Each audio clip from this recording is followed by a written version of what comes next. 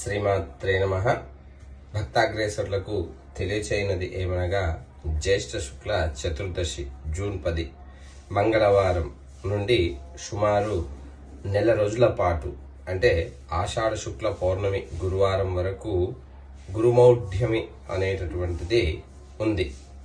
మరి కాబట్టి ఈ నెల రోజులు మనం ఏమి శుభకార్యాలు కూడా చేయలేము.